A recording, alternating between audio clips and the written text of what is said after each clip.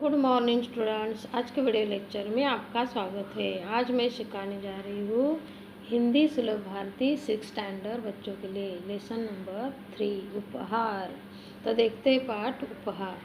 प्रस्तुत कहानी में बताया गया है कि लक्ष्य प्राप्ति के लिए रुचि और लगन आवश्यक है। देखो आगे क्या है। नाम हमारे, चित्र पहचान कर शब्द लिखो। देखते हैं बच्चों, पहला चित्र कौन सा है? मकान, दूसरा नदी, तीसरा अमरूद, पहाड़, बोरा, चाबियाँ, लोग, दूध, बूढ़ा एंड मिठाई। देखते आगे। एक गांव में ऋतिक नाम का लड़का रहता था। वो बहुत गरीब था। गांव के पास पुस्तक मेला लगा था। गांव के पास क्या लगा था? पुस्तक मेला लगा था। उसने माँ से कहा, मैं भी मेला देखने जाऊंगा। उसकी माँ बोली, देखो घर में कोई बड़ा नहीं है, तुम अकेले कैसे जाओगे इतने दूर? देखो बच्चों, यह प्रश्न परीक्षा में पूछा जा सकता है। माँ ने क्या कहकर ऋतिक को मेला देखने जाने से रोका? घर में कोई बड़ा नहीं है, तुम अकेले कैसे जाओगे इतनी दूर? देखो आगे क्या है। बेटा मेला देखने की जिद छोड़ दो। माँ क्या कहती है? मेला देखने की जिद छोड़ दो, चलो दूध पी लो। अपनी माँ की बात सुनकर ऋतिक उदास हो गया और एक पेड़ के नीचे जा बैठा। देखो अचानक उसकी दृष्टि दूर पेड़ों के पीछे गई, जहाँ बहुत तेज रोशनी, तेज यानी प्रखर रोशनी थी। वह उठकर वहाँ गया। वहाँ सुनहरे पंखों वाली एक परी खड़ी थी। देखो बच्चों, यह भी प्रश्न परीक्षा में पूछा जा सकता। सुनहरे पंखों वाली एक परी खड़ी थी, यह भी प्रश्न पूछा जा सकता है।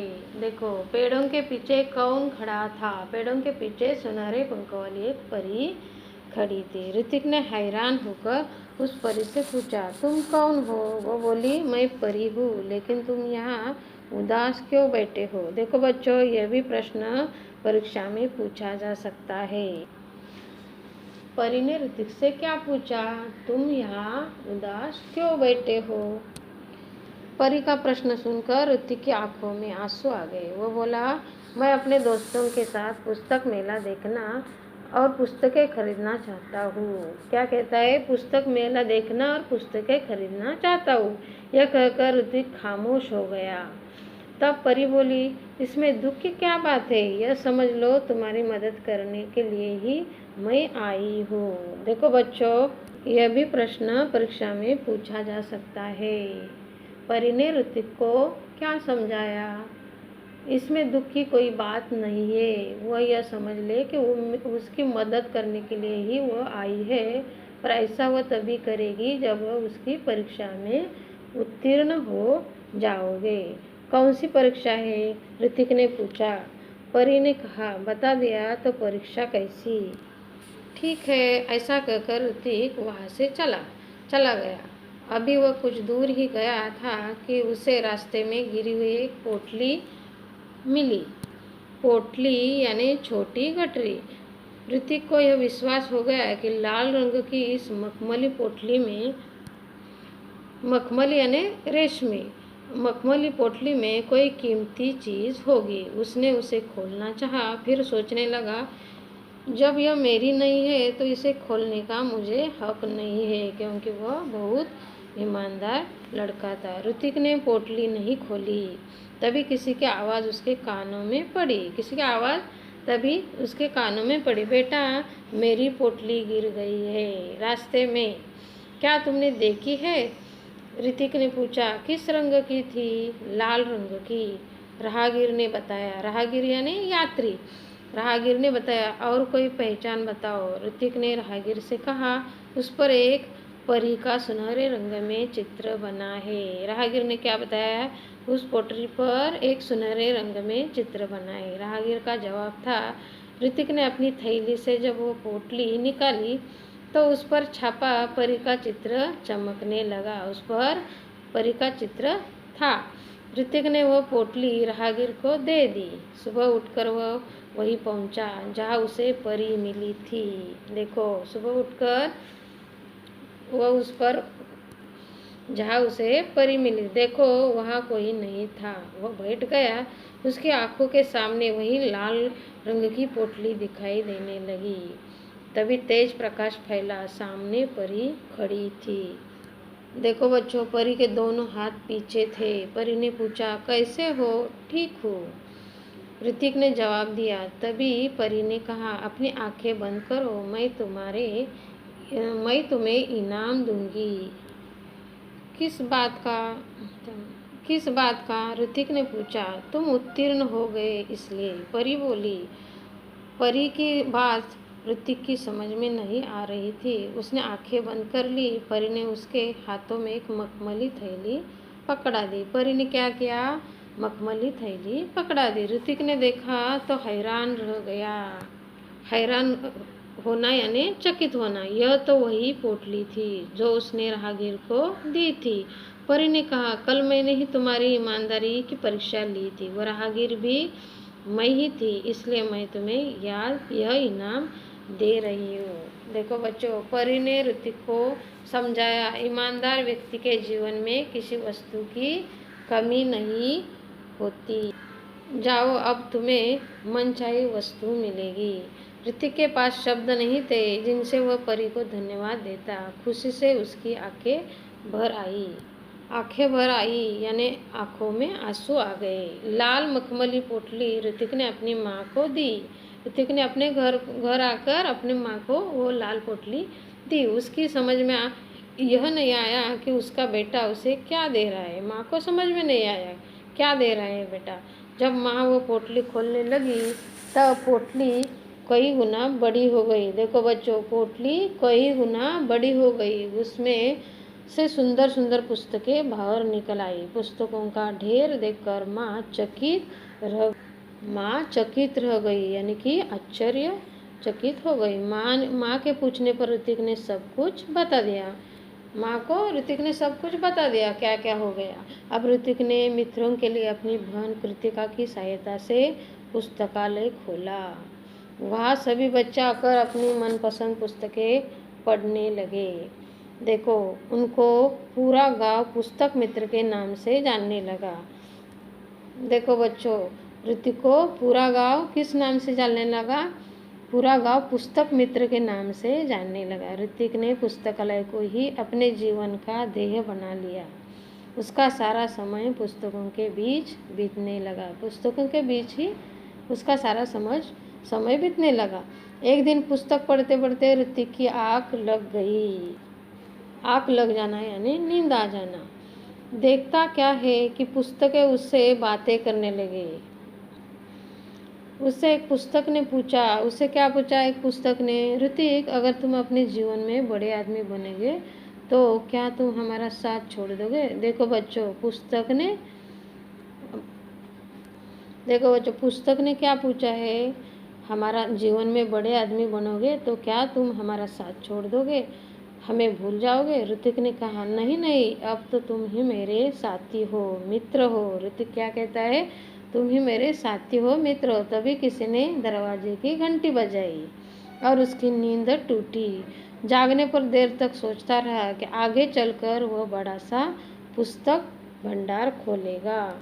तो देखो बच्चों, इधर उपहार पाठ पूरा हुआ। तो इस पाठ से हमें क्या सीख मिलती है? इस कहानी द्वारा यही सीख मिलती है, देखो, ईमानदारी एक अच्छा गुण है। ईमानदार व्यक्ति के जीवन में किसी वस्तु की कभी कमी नहीं होती। देखो बच्चों, आगे क्या है? मैंने क्या समझा? हमें अपना लक्ष्य प्राप्त करने के लिए कभी बेईमानी नहीं करनी चाहिए। मेहनत और लगन के साथ काम करना चाहिए तो हमें जीवन में सफलता मिलेगी। जो ईमानदार होता है वो हमेशा आगे बढ़ता है। लक्ष्य प्राप्ति के लिए रुचि और लगन आवश्यक है। ईमानदारी एक अच्छा गुण है। तो इसी तरह उपहार पाठ पूरा हुआ। तो देखते हैं बच्चों इस लेसन के क्वेश्चन एंड आंसर। इस पाठ के उपहार पाठ के प्रश्नोत्तर। देखो, शब्द वाटिका, नए शब्द देखते हैं इस पाठ के।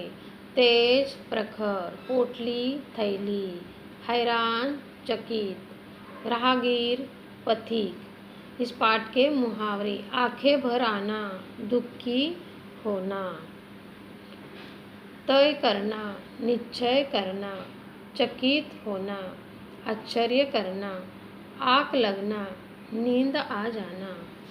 आगे क्या है देखो, भाषा की ओर। निम्नलिखित शब्दों के समानार्थी शब्द इस कहानी से ढूंढकर बताओ।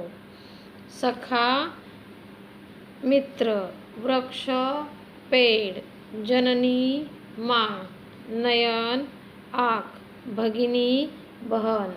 देखो बच्चों, इस उपहार पाठ पर आधारित ऐसे प्रश्न पूछे जा सकते हैं। प्रश्न क्रमांक 1, कोष्ठक में से उचित शब्द चुनकर रिक्त स्थानों की पूर्ति करो। 1, गांव के पास डैश डैश मेला लगा था। गांव के पास पुस्तक मेला लगा था। नंबर 2, अचानक उसकी डैश डैश दूर पेड़ों के पीछे गई। अचानक उसकी दृष्टि दूर पेड़ों के पीछे गई। 3, परी का प्रश्न सुनकर ऋतिक की डैश डैश में आंसू आ गए। परी का प्रश्न सुनकर ऋतिक की आंखों में आंसू आ गए। देखो आगे अगला प्रश्न, निम्नलिखित प्रश्नों के उत्तर एक एक वाक्य में लिखो। ऋतिक कहाँ जाना चाहता था? ऋतिक अपने दोस्तों के साथ पुस्तक मेला जाना चाहता था। माँ ने क्या कहकर ऋतिक को मेला देखने जाने से रोका? उत्तर, घर में कोई बड़ा नहीं है, तुम अकेले कैसे जाओगे इतनी दूर। 3, पेड़ों के पीछे कौन खड़ा था? उत्तर, पेड़ों के पीछे सुनहरे पंखों वाली एक परी खड़ी थी। 4, परी ने ऋतिक से क्या पूछा? उत्तर, तुम क्या उदास क्यों बैठे हो? तुम यहाँ उदास क्यों बैठे हो? अगला प्रश्न, निम्नलिखित प्रश्नों के उत्तर लिखो। परी ने ऋतिक को क्या समझाया? परी ने ऋतिक को समझाया कि इसमें दुख की कोई बात नहीं है, वह यह समझ ले कि उसकी मदद करने के लिए कि वह आई है, पर ऐसा वह तभी करेगी जब वह उसकी परीक्षा में उत्तीर्ण हो जाएगा। अगला प्रश्न है, रास्ते में मिली पोटली कैसी थी? रास्ते में मिली पोटली लाल रंग की थी। वह मखमल से बनी थी और उस पर सुनहरे रंग में एक परी का चित्र बना था। परी ने ऋतिक की परीक्षा किस प्रकार ली? उत्तर, परी ने राहगीर के रूप में ऋतिक की परीक्षा ली। उसने रास्ते में लाल रंग की एक पोटली रख दी। ऋतिक ने पोटली उठाई पर उसने खोलकर भी नहीं देखा। बाद में एक राहगीर के द्वारा उसकी पहचान बताने पर ऋतिक ने वह पोटली उसे लौटा दी। ऋतिक चाहता तो उस पोटली को स्वयं रख सकता था, पर उसने ऐसा नहीं किया। वह राहगीर को कोई और नहीं, परी ही थी। देखो अगला प्रश्न क्या है, सुनो तो जरा।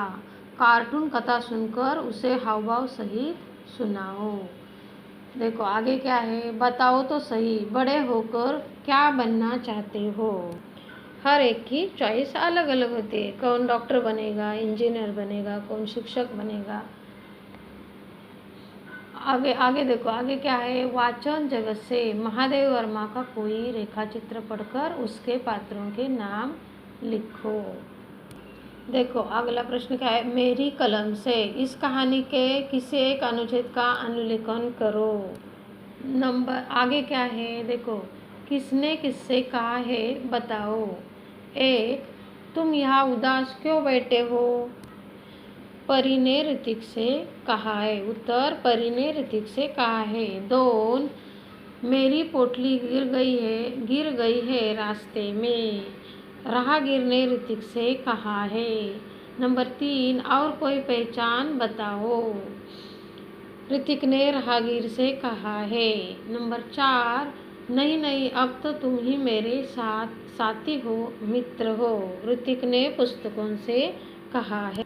देखो अगला प्रश्न, सदैव ध्यान में रखो, सच्चाई में ही सफलता निहित है।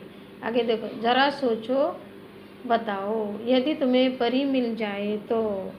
इसका उत्तर है, यदि मुझे कभी परी मिल जाए तो मुझे बहुत खुशी होगी। मैं परी से प्रार्थना करूंगा कि वह मुझे अपने साथ परीलोक ले चले। मैं देखना चाहता हूँ कि परिलोक कैसा होता है, परियां कैसी रहती है, वे क्या खाती पीती है, क्या उनके बच्चों को भी स्कूल जाना होता है, क्या उन्हें कभी कभी हमारी तरह गृह कार्य परियोजना आदि बनानी होती है। देखो आगे क्या है बच्चों, किसी अध्ययन कौशल्य, किसी परिचित अन्य कहानी लेखन के लिए मुद्दे तैयार करो। देखते हैं मुद्दे। छठी कक्षा का विद्यार्थी डैश डरा हुआ डैश एक कहानी पढ़ी डैश एक हारे हुए राजा ने चींटी से शिक्षा और प्रेरणा ली, सेना इकट्ठी की, अपना राज्य फिर से प्राप्त कर लिया, विद्यार्थी को प्रेरणा मिली, परिश्रम किया, परीक्षा की तैयारी की, अच्छे अंकों से उत्तीर्ण हुआ, डैश सीख। देखो आगे क्या है, स्वयं अध्ययन, दिए गए चित्रों के आधार पर उचित और आकर्षक विज्ञापन तैयार करो।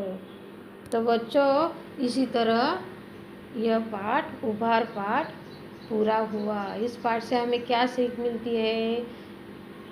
देखो बच्चों, सच्चाई में ही सफलता निहित है। ईमानदार व्यक्ति के जीवन में किसी वस्तु की कमी नहीं होती है। हमें अपना लक्ष्य प्राप्त करने के लिए कभी बेईमानी नहीं करनी चाहिए और लगन के साथ काम करना चाहिए, तो हमें जीवन में सफलता मिलती है। तो ईमानदार होता है वो हमेशा आगे बढ़ता है। लक्ष्य प्राप्ति के लिए रुचि और लगन आवश्यक है। ईमानदारी एक अच्छा गुण है। तो इसी तरह अपना यह उपहार पाठ पूरा हुआ। देखो बच्चों, I hope you all understand my teaching. मैं आशा करती हूँ कि तुम्हें सब समझ में आया होगा। तो बच्चों, आपको ये वीडियो अच्छी लगी हो तो लाइक, सब्सक्राइब और शेयर ज़रूर करो।